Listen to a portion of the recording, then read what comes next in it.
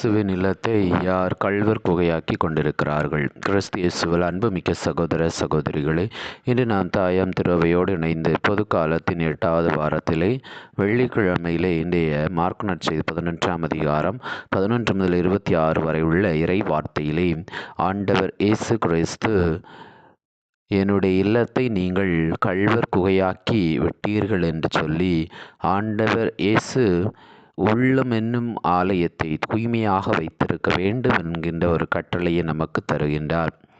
இன்றைக்கு வாழக்கூடிய மனித உலகிலே மனிதன் வெளிப்புறத்திலே தன்னை தூய்மையானவனாக, மற்றவர்கள் மத்தியிலே நல்லவனாக நடிக்கக்கூடியவனாக, மற்றவர்களுக்கு தன்னை நல்லவனாக காட்டக்கூடியவர்கள் எல்லாருமே கடவுளுடைய மத்தியிலே அவர்கள் இதயத்தை கள்வர் குகையாக்கி கொண்டிருக்கிறார்கள்.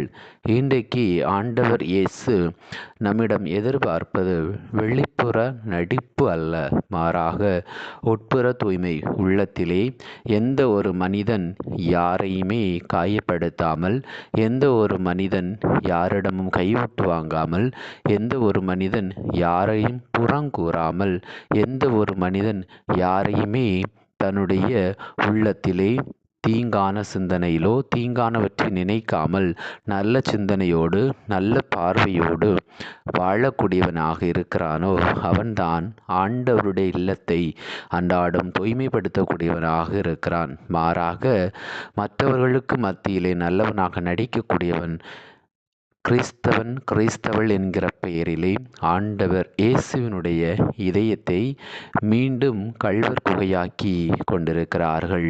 எனவே அன்புமிக்க சகோதர சகோதரிகளை, நம்முடைய அன்றாட வாழ்வு ஆண்டவர் இயேசு விரும்பக்கூடிய உள்ளத்தை தூய்மைப்படுத்தக்கூடிய ஒரு வாழ்வாக, நாம் அதில் வார்த்தையில் இருக்கக்கூடிய வார்த்தையை அப்படியே பின்பற்றுவது அல்ல, மாறாக ஆண்டவர் இயேசு நமக்கு கற்றுக் கொடுத்த அந்த அன்பு, இரக்கம், மன்னிப்பு, விட்டு கொடுத்தல் போன்ற பண்புகளை வாழ்வாக்குவதே இயேசு விரும்பக்கூடிய தூய்மையாகும். எனவே இந்த நாளிலே சிறப்பாக இதற்கு தேவையான அருள் வேண்டி நாம் இறைவனை நோக்கி மன்றாடுவோம்.